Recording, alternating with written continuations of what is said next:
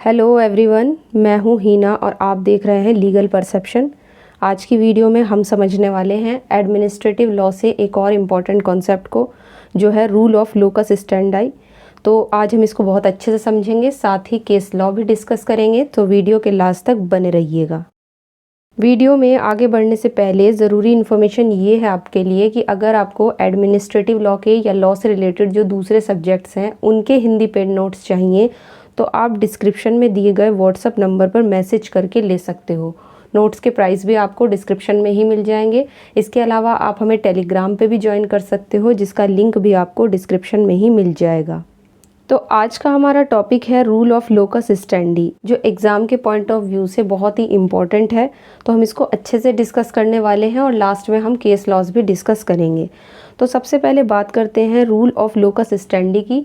तो ये क्या है? तो देखो, ये जो लोकस स्टैंडी है ये एक लेटिन सूत्र है, मतलब एक लेटिन टर्म है जो लेटिन भाषा से आया है। और यहाँ पर इसमें दो वर्ड आपको नज़र आ रहे होंगे। सबसे पहला है लोकस और दूसरा है स्टैंडी।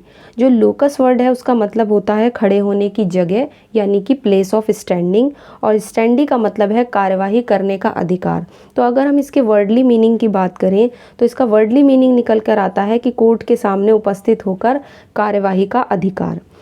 मतलब कोई भी व्यक्ति है, अगर उसके पास कोई भी लीगल राइट है या कोई कॉन्स्टिट्यूशनल राइट है और उसके उस राइट का उल्लंघन हुआ है या फिर उसको इंजरी हुई है, कोई भी हानि हुई है, तो उसे वाद लाने का अधिकार है।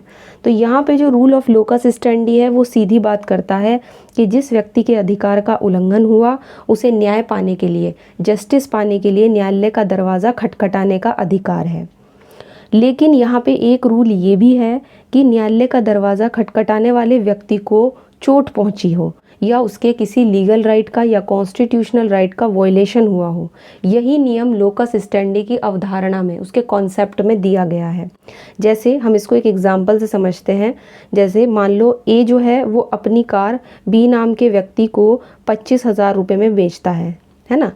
और यहाँ पे बी क्या करता है, उस कार का पोजेशन ले लेता है, उसका कब्जा ले लेता है, बट अभी तक 25,000 रुपये ए को नहीं देता है। तो यहाँ पे अब ए को नुकसान हुआ क्योंकि उसे 25,000 तो मिले नहीं, बट उसने कार का कब्जा बी को दे दिया। अब उस नुकसान की वसूली के लिए कोर्ट के सामने बी के खिलाफ जो मुकदमा लाने का राइट है वो ए का है, क्योंकि यहाँ पे जो हानि हुई है वो किसको हुई है, ए को हुई है। तो वाद लाने के अधिकार की बात करता है रूल ऑफ लोकस स्टैंडी। इस सिद्धांत के हिसाब से अगर हम इस प्रिंसिपल की बात करें या इस रूल की बात करें तो ये कहता है कि कोई भी पर्सन जो किसी विवादित मामले से अनजान है, मतलब कोई भी मामला है जो डिस्प्यूट में है और उस डिस्प्यूटेड मामले के बारे में उसको कुछ नहीं पता, बिल्कुल अनजान है वो, तो उसे कोर्ट में मुकदमा दायर करने की परमिशन नहीं दी जा सकती। केवल वही व्यक्ति कानूनी अधिकार का जिसके उल्लंघन हुआ है वही कोर्ट में जाकर उसके लिए क्या कर सकता है, रिलीफ के लिए अप्लाई कर सकता है। तो यहाँ पे उस व्यक्ति का कोर्ट के जजमेंट से सीधा संबंध होना चाहिए और उसे न्यायालय में मुकदमा दायर करने का अधिकार होता है। तो इस तरह से रूल ऑफ लोकस स्टैंडी दो सिद्धांतों पर कार्य करता है। पहला, जो व्यक्ति याचिका दायर कर रहा है या याचिका दायर करने वाले व्यक्ति के पास खुद कोई शिकायत होनी चाहिए, और दूसरा, याचिका दायर करने वाले के कुछ व्यक्तिगत या कानूनी अधिकारों का उल्लंघन हुआ हो। मतलब जो व्यक्ति कंप्लेन कर रहा है वो कंप्लेन उससे जुड़ी हुई होनी चाहिए और दूसरा, उसके लीगल या कॉन्स्टिट्यूशनल राइट का वॉयलेशन हुआ हो। अब लोकस स्टैंडाई का जो नियम है इसके हिसाब से इन सिद्धांतों का बहुत ही कड़े तरीके से पालन किया जाता था। लेकिन अब क्या हुआ कि सुप्रीम कोर्ट के द्वारा इस कॉन्सेप्ट को थोड़ा लिबरलाइज कर दिया गया। इसको हम आगे पढ़ेंगे कि कैसे इसको लिबरलाइज किया गया। तो यहाँ पर वैसे तो देखो, लोकस स्टैंडाई का जो रूल है वो काफ़ी पुराना है, लेकिन इसमें अगर हमें याद रखने वाली चीज़ है तो हमारे लिए यही इंपॉर्टेंट है कि हमें ध्यान रखना है कि लोकस स्टैंडाई एक लैटिन वर्ड है जो किसी भी कानूनी कार्यवाही या विशेष मुकदमे के अधिकार को प्रदर्शित करता है। ये एक लीगल कॉन्सेप्ट है जिसके हिसाब से ये निर्धारित किया जाता है कि किसी भी व्यक्ति के पास किसी भी मामले को न्यायालय में लाने का जो औचित्य है, जो जस्टिफिकेशन है, वो साबित करने के लिए सफिशिएंट रुचि है या नहीं, ये चीज़ इसमें देखी जाती है। लोकस स्टैंडी रखने के लिए एक पार्टी को आमतौर पर ये दिखाने की ज़रूरत होती है कोर्ट में कि उन्हें एक ख़ास तौर पे डैमेज हुआ है, उनको एक स्पेसिफिक डैमेज हुआ है जिससे उनको क्या हुआ है, यानी कि मामले का सीधा संबंध उनसे है और उनको इंजरी हुई है। जिसका राइट वॉयलेट हुआ है वही कोर्ट में लेकर अपना मुकदमा आ सकता है। और इसका मीनिंग है कि कोर्ट के सामने उपस्थित होने के अधिकार, कोर्ट के सामने आपको उपस्थित होना है, उस अधिकार को यहाँ पे लोकस स्टैंडी कहते हैं। पहले हम लोकस स्टैंडी के जो टाइप्स हैं वो डिस्कस करेंगे, जिसमें सबसे पहला टाइप है इसका पब्लिक लोकस स्टैंडी और निजी लोकस स्टैंडी। तो यानी दो टाइप्स का होता है लोकस स्टैंडी का जो सिद्धांत हम पढ़ रहे हैं, जिसमें पब्लिक लोकस स्टैंडी का मतलब होता है कि जो जनहित के लिए मुकदमा दायर करने का अधिकार होता है। जब आप किसी पब्लिक इंटरेस्ट के लिए मुकदमा दायर करते हो तो यहाँ पर आता है क्या, पब्लिक लोकस स्टैंडी। एक तरीके से ये मुकदमा दायर करने के राइट को दर्शाता है।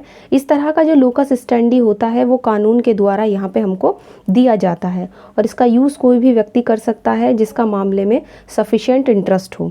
जैसे फॉर एग्जांपल, अगर आप अपने पड़ोसी पर हर दिन अपने घर के सामने गंदगी फैलाने के लिए मुकदमा दायर करना चाहते हैं तो इसे क्या कहेंगे हम, इसे कहेंगे हम पब्लिक लोकस स्टैंडी। क्योंकि देखो उसमें आपके साथ साथ आपके आसपास रहने वाले लोगों का भी हित जुड़ा हुआ है, वो सब लोग उस चीज़ से, उस गंदगी से इफेक्ट हो रहे हैं। नेक्स्ट है निजी लोकस स्टैंडी यानी प्राइवेट लोकस स्टैंडी जिसको बोला जाता है। ये किसी भी मामले में किसी व्यक्तिगत रुचि को दर्शाता है।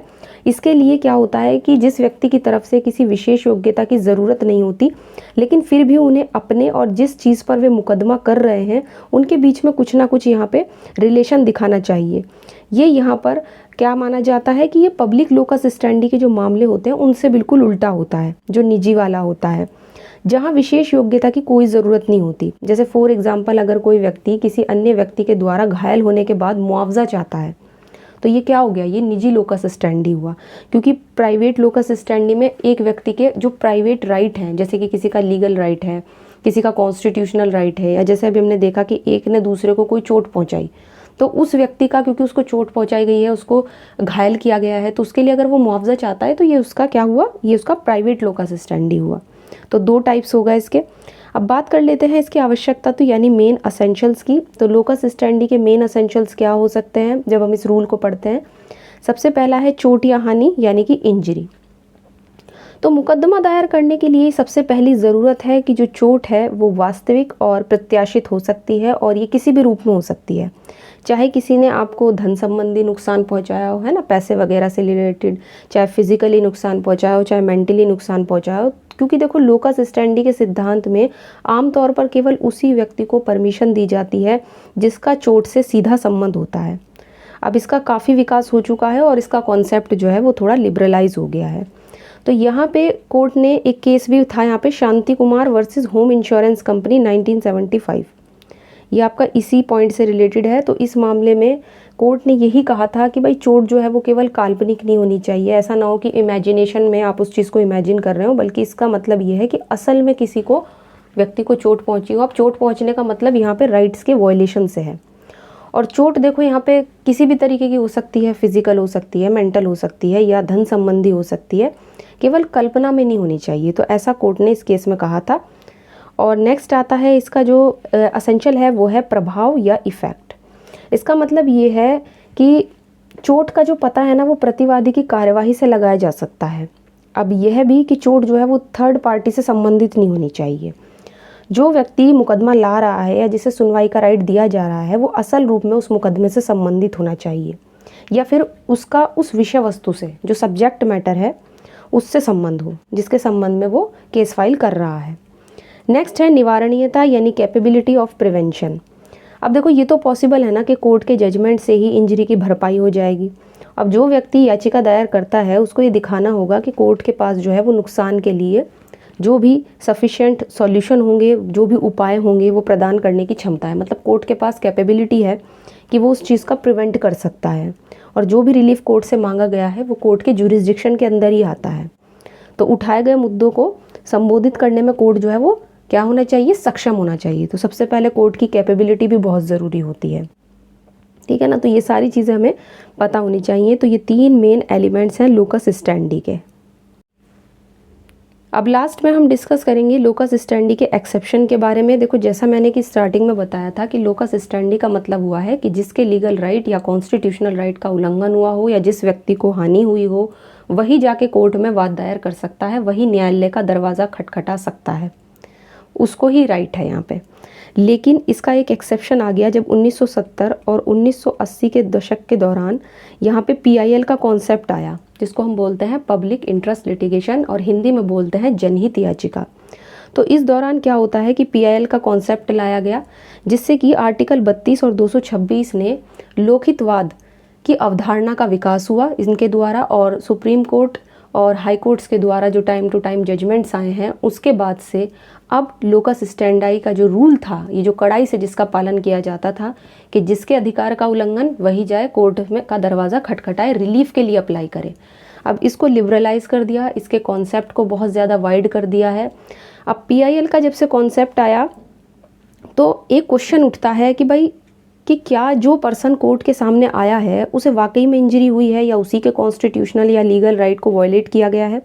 तो इसका आंसर मिलता है हमें PIL से कि अगर किसी पर्सन का लीगल या कॉन्स्टिट्यूशनल राइट वायलेट हुआ है और मान लो वो गरीबी के कारण या फिर किसी और इकोनॉमिक रीज़न की वजह से या किसी और रीज़न की वजह से कोर्ट में अपीयर होने में या खुद को डिफेंड करने में अगर वो नहीं कर पा रहा है, उसके पास इतने सारे साधन नहीं है, उसके पास नहीं है कोई रिसोर्स, तो क्या होगा कि कोई और व्यक्ति जो जनहितकारी व्यक्ति हो या जनहित की वजह से वो व्यक्ति उसकी तरफ से उसको रिलीफ दिलाने के लिए यहाँ पे अप्लाई कर सकता है। इसी को बोलते हैं हम जनहित याचिका।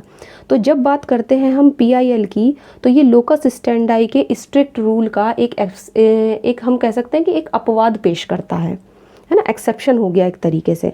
क्योंकि देखो जो लोकस स्टैंडाई था वो प्राइवेट लिटिगेशन पर ही अप्लाई होता है, उसको ही यहाँ पे वाइड कर दिया गया है जनहित याचिका के द्वारा।